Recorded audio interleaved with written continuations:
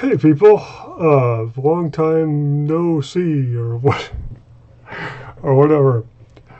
I just got an email. Well, I get email notifications when people post comments, and even though I'm not posting that many videos anymore, or any videos hardly anymore, I still look at those. I'm still kind of keeping tabs of what's going on and with the existing material I have out there.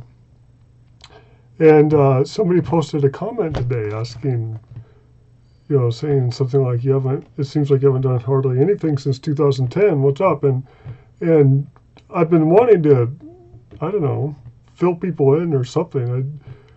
I know it kind of leaves this big question mark or something when there's this sudden, you know, cessation of the material that I'm putting out, the videos. But so what have I been doing? And I think I've kind of talked about this in some of the later videos. I don't know. There were actually a few that I recorded and never posted because I felt like I shouldn't for some reason or something. I don't know. But yeah. Well,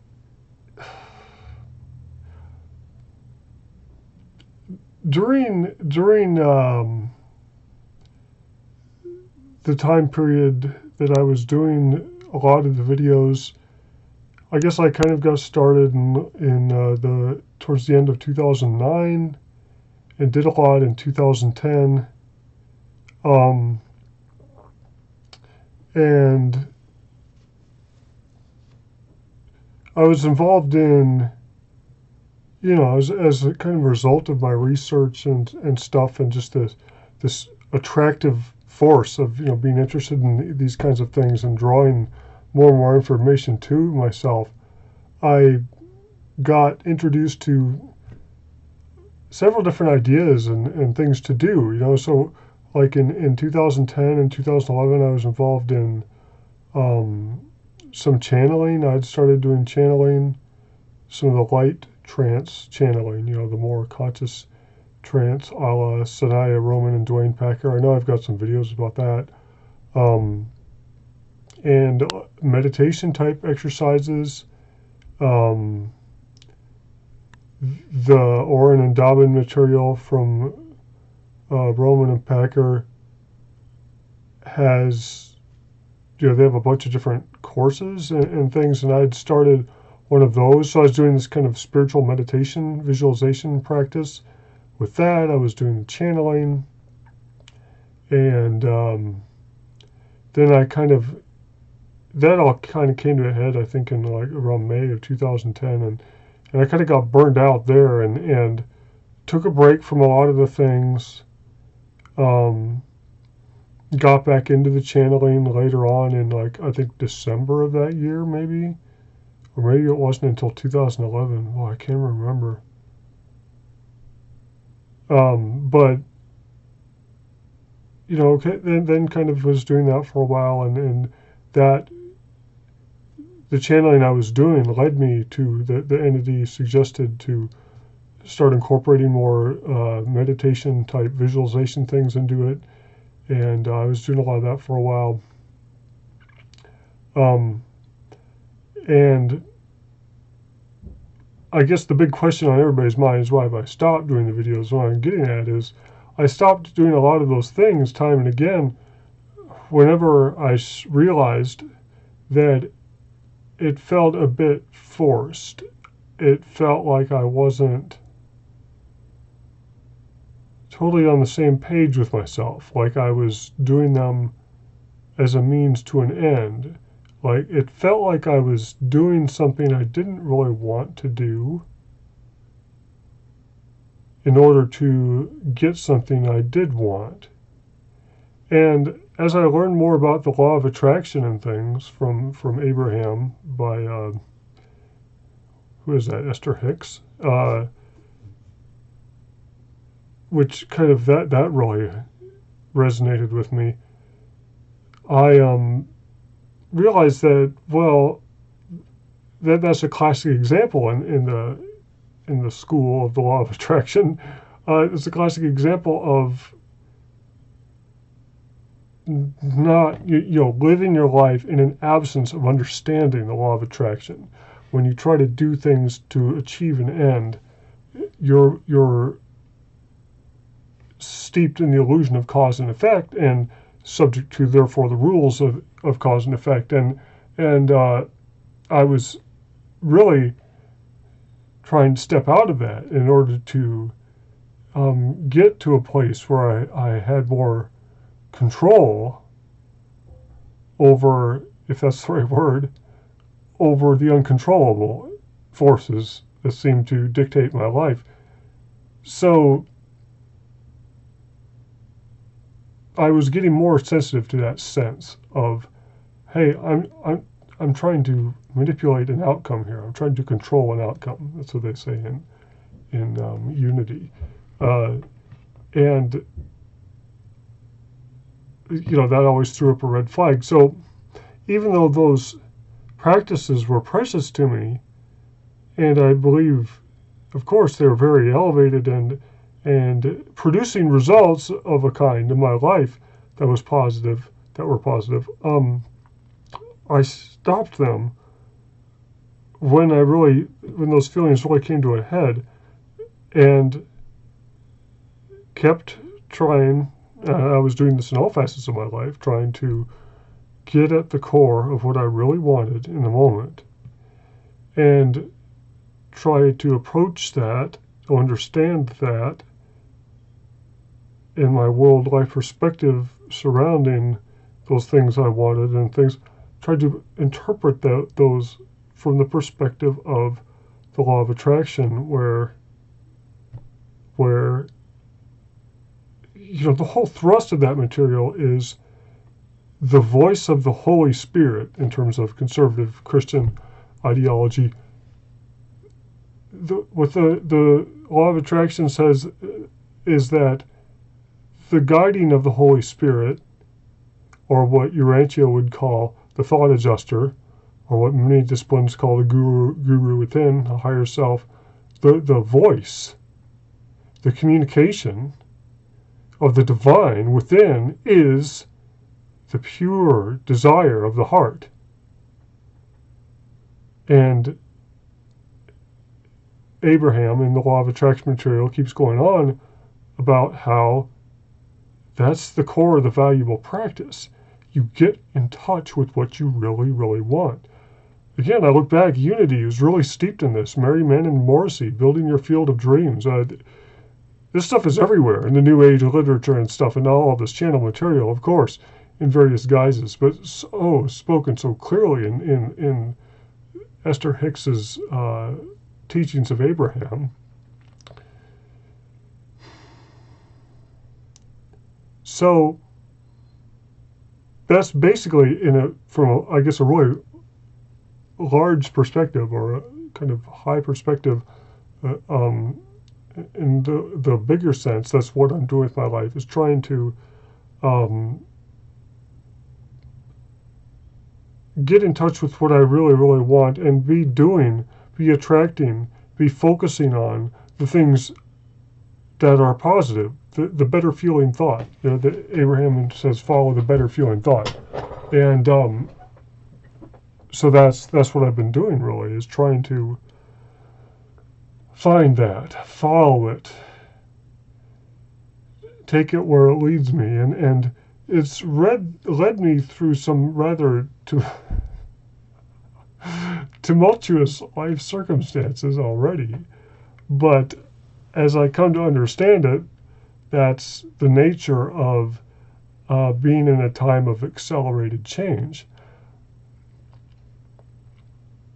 In 2010, the spring of 2010, I was really going through times of accelerated change as well. And it was no wonder. I mean, several of the practices I was involved in had, the material surrounding them had said, these will bring about much more rapid advances in the power of attraction, what you're attracting to yourself, and therefore there'll be more kind of upheaval as you're busting out of your rut, and the reality surrounding you kind of recreates itself. So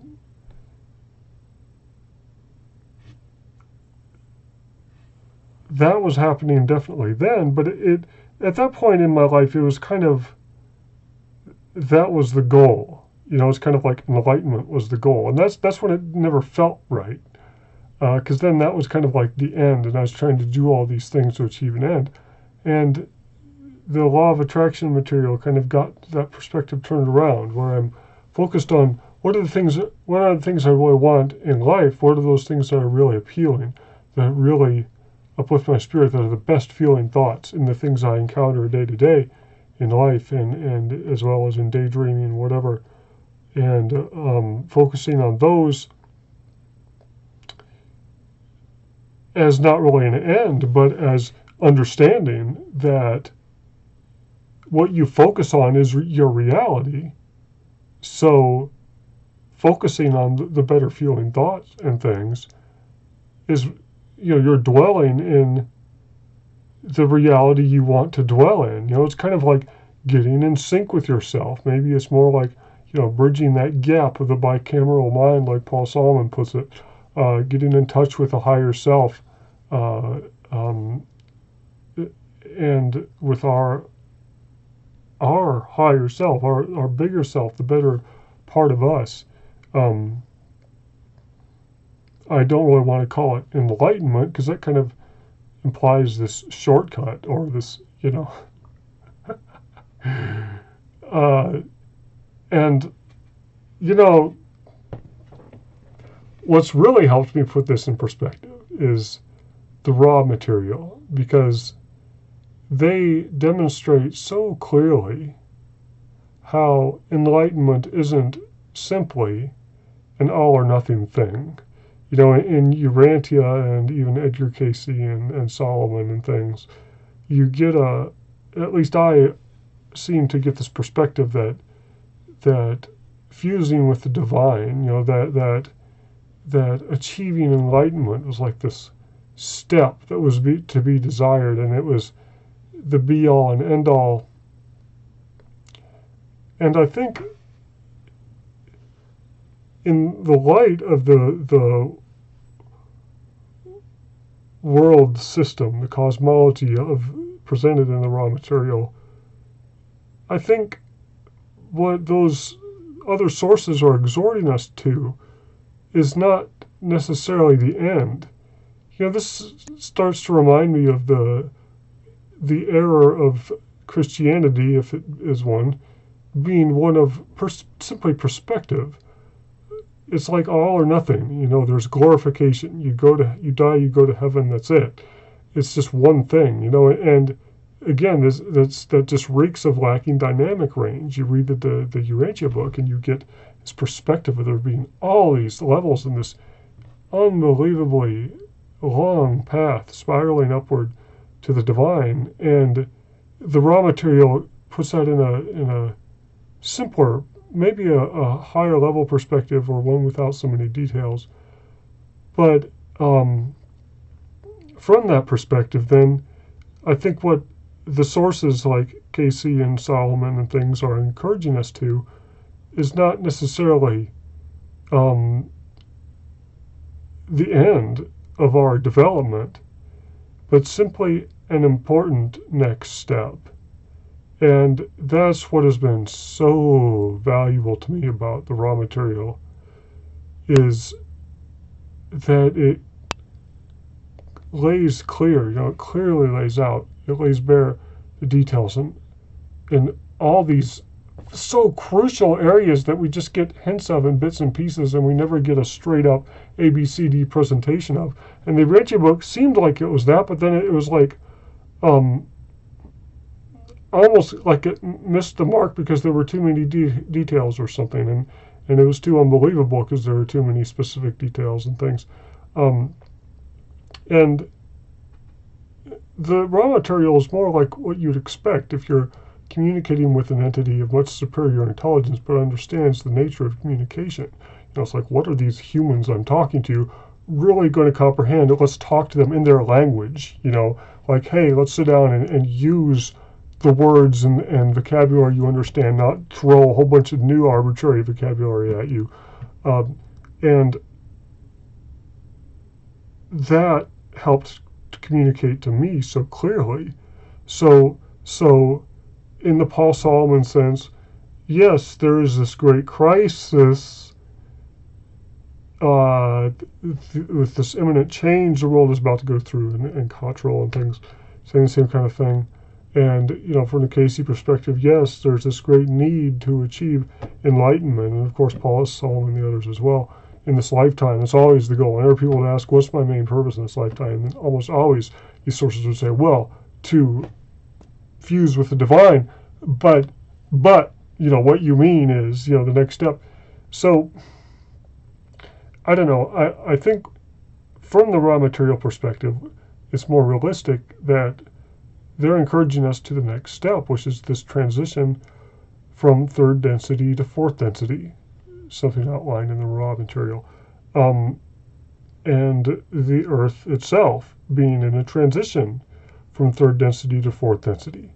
And then what that means, once it is fourth density, it's no longer an environment where you can have third density entities there, because the early fourth density ones won't be invisible to them, and so it's not an isolated environment like that which is required for third density individuals.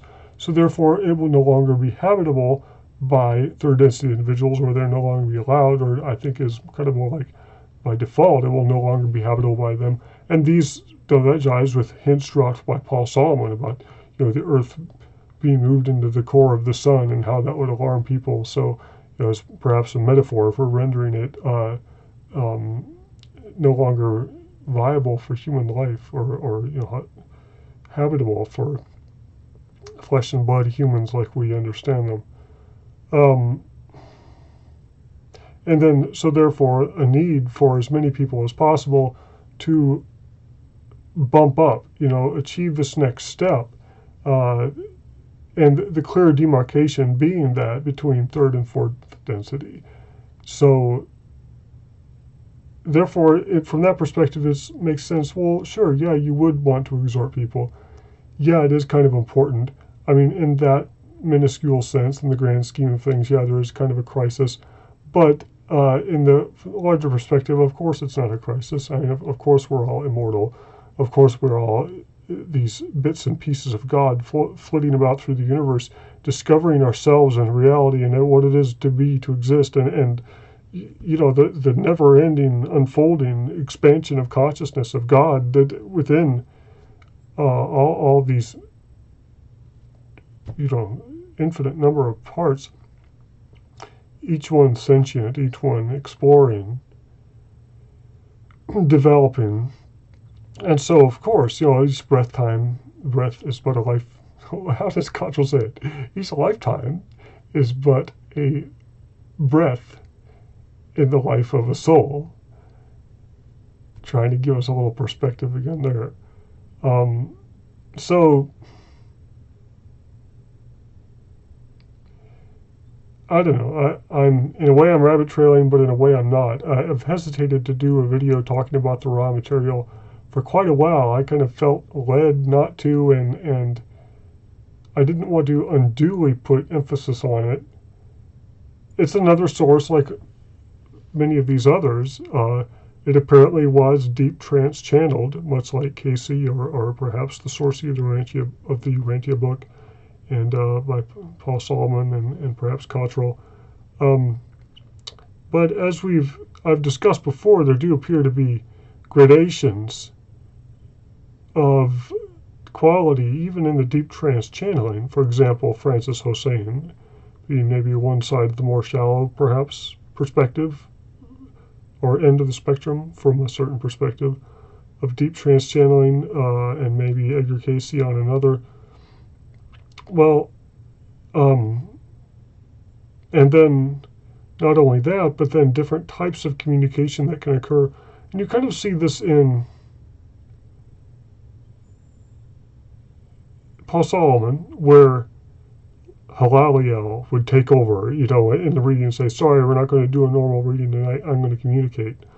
And in Casey, there's things where Michael claims to speak, and others, I believe others, those being hints that the deep trance channeling process was useful for more than one type of communication. Casey demonstrating that in the basic case, it's simply the higher self, which is in touch with the all mind, with the creator, with everyone, therefore, and everything, being what is the entity communicated with. But also the state being an opportunity for other entities, in whatever sense there is a separateness of identity with beings of that advanced level, other entities being able to communicate. And the raw material discusses the nature of the connection that they had achieved with the group of entities. There were basically 3 individuals whose vibes were kind of apparently necessary to provide the channel for communication. And then one entity, one of the 3, was actually the one who was the deep trance channel that would go into the trance and actually be speaking, and they'd be recording it and everything. So it was deep trance channeled material in the purest sense, and even a more pure sense, it seems, since it was all communication from this same group of entities, and they were so conscientious about the exact conditions and maintaining the proper conditions for communication. And even then, there were some slip-ups where they'd have to go back and make corrections that were, things that were caught that they had to clarify. And Casey spoke of the same type of thing, and the others probably do too, about how there were so many conditions that would affect psychic weather, if you will, or whatever, that would affect the process of the communication detrimentally. And so it was kind of a very delicate balance that was difficult to achieve a pure connection on many occasions.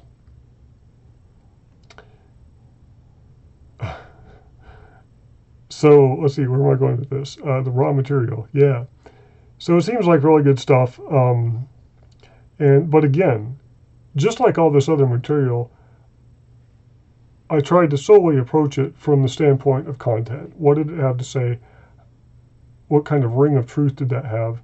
How did it jive with these other sources? And to me, that's really the key. It seemed to bring them all together, to unify everything that I'd read before. And every teaching, pretty much, that I can think of that I'd run across before the raw material had a place in the raw material cosmology. So it seemed to be kind of the big picture, the overarching cosmology that linked it all together, if anything could overarch Urantia. But as I posted a comment today in another video, somebody asked about whether Bashar mentioned Urantia. I put the link to where the raw material does, and the raw material talks about Casey. And others, the guy asked about other material, Owaspy, I think, and the answers were interesting. Because the raw material kind of portrays this environment where a veil around our world is necessary, and the veil for each individual is the mind, and the border, more specifically the border between the conscious and subconscious. I guess you could say the conscious mind is the veil, but and the subconscious on the other side. But then kind of a quarantine for the whole place, and that's what Urantia calls it, the quarantine.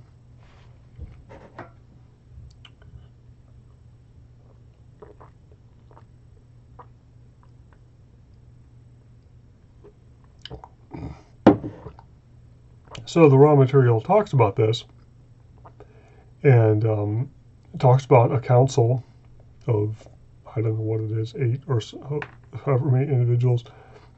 And I kind of get lost in it all because the Urantia has so many different councils and groups and organizations responsible for so many different things. It's like impossible to keep track of. But I mean, which I have no problem believing there are. It's just, what's relevant to the discussion at hand. And the raw material seems to indicate there is some group of entities that kind of tries to establish some rules that are made to be broken, but rules nonetheless, making it more difficult for individuals that kind of want to step around the rules. They impose this quarantine that kind of does that, apparently, and kind of like a defensive shell around the earth. And if anybody wants to penetrate that with information, they have to ask. And this kind of reminds me of the entreating and asking at the throne of grace, or whether records can be opened and things that you get hints of in the Paul Solomon readings and other sources that deal with the Akashic records and stuff. The sense of approval and entities that are kind of arbitrating whether or not this can happen. So in those terms, the raw material claims that the Urantia material was not authorized. It claims that the Urantia book was delivered by entities around the Earth's sphere, so implying lower astral planes or those closer to us here, implying lower spiritual entities that are around here for whatever reason, with knowledge of various types, definitely. But for those of us who do know Urantia and have read it, that immediately raises a red flag of sorts, since Urantia claims to be the be-all, end-all, totally authorized communication from the beings on high. Boom, here you go.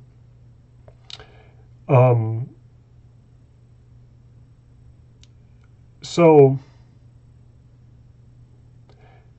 it seems to take on the aspect, to me, from that perspective, of a work that perhaps contains a large amount of truth, perhaps a large amount of untruth. I guess before we were always suspicious the untruth came from Sadler and his intervening, and so maybe there's entities on the other side with not so great intentions as well.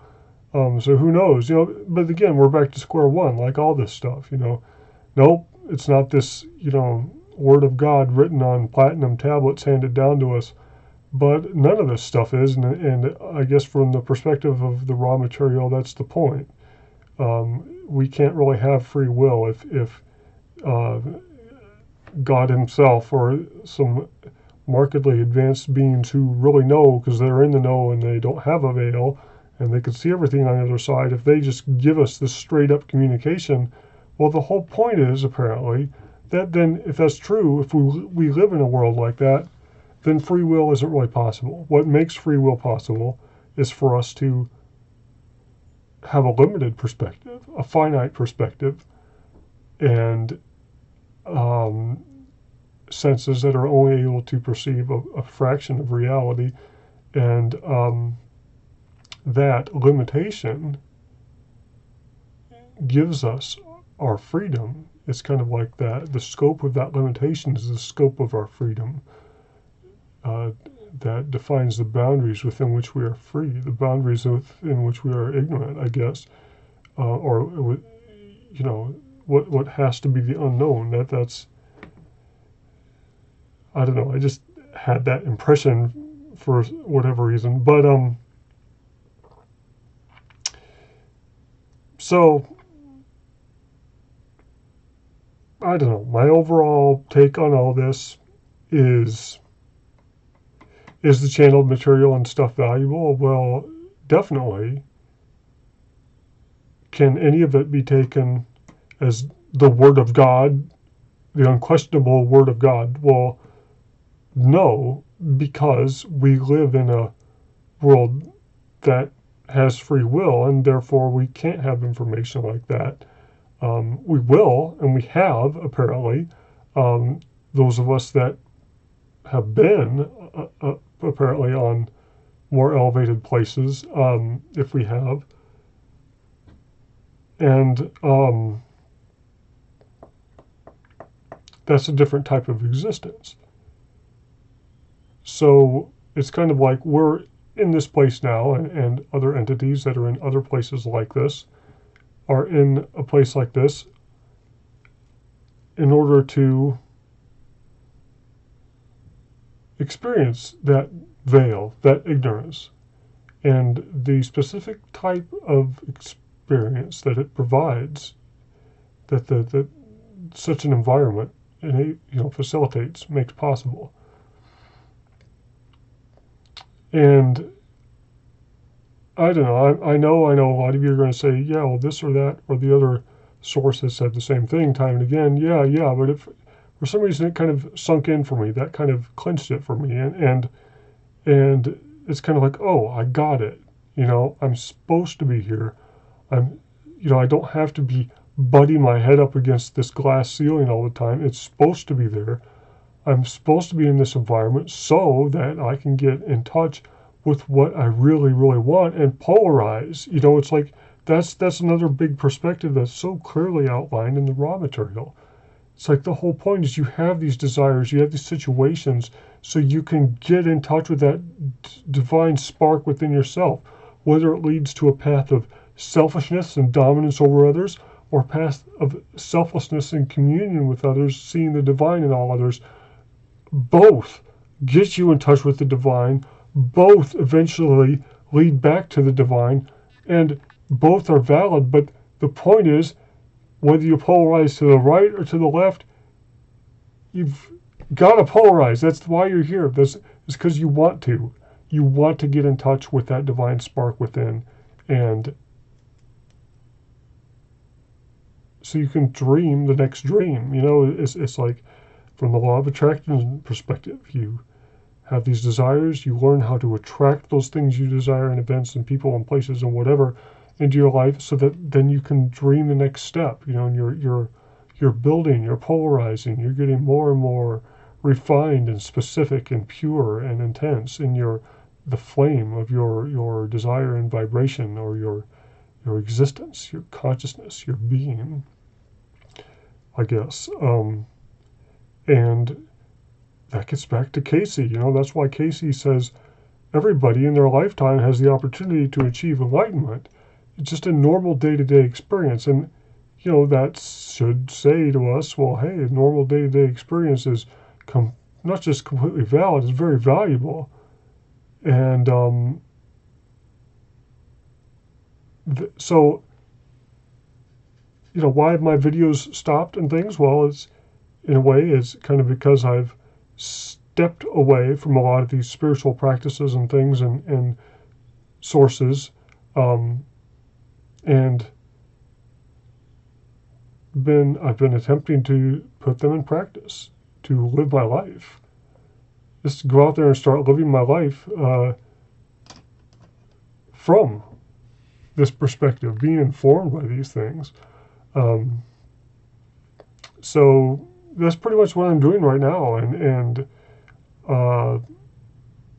as far as new sources and things, some people have mentioned the raw material before. I never really had read it before until I've been working with this one guy on the PRE table designs, and he kind of got me onto the raw material. And so I actually sat down and read most of it. I don't think I finished like the last book or so or whatever. But and he also mentioned the Seth material, and I know others have too. I'm sure that's some really good stuff. Who knows what I would find there. And I've even read all the Paul Solomon. Now they have tons more Paul Solomon books out, going back to the early 80s or something. And I just skimmed some of that. I got the PDFs and did some searches for information on the PRE table. Yeah, whew. But yeah, so that's what I'm doing. So yeah, my life is like this whirlwind of change. Look at me here. I'm in a different place, different relationship circumstances, whatever those are right now. Different job, different everything. but happy about it because I feel less in a rut and more in a place where I'm able to freely get in touch with whatever my vibration is at the moment and start attracting the reality around me based upon more, hopefully, upon my vibration and not so much on the vibration I'm taking in from sources that are very near to me and very strong, whatever. But even my perspective on that, I don't know. I think for a while I got kind of hyper about avoiding everyone and oh, my vibe is totally precious and don't pollute my vibe. And but we're here to be infected by each other's vibe. That goes hand in hand with this experience, I guess. So, not sure what the final answer is on all that. I'm sure I'll have more of an opinion by the end of the year. Who knows? But yeah. So that's what I'm doing. What am I doing with my life right now? I don't know. Looks like I'm getting involved in a band again, working on music. Just working at Walmart. Happy to have a very straightforward, go to work, do your job, come home kind of job.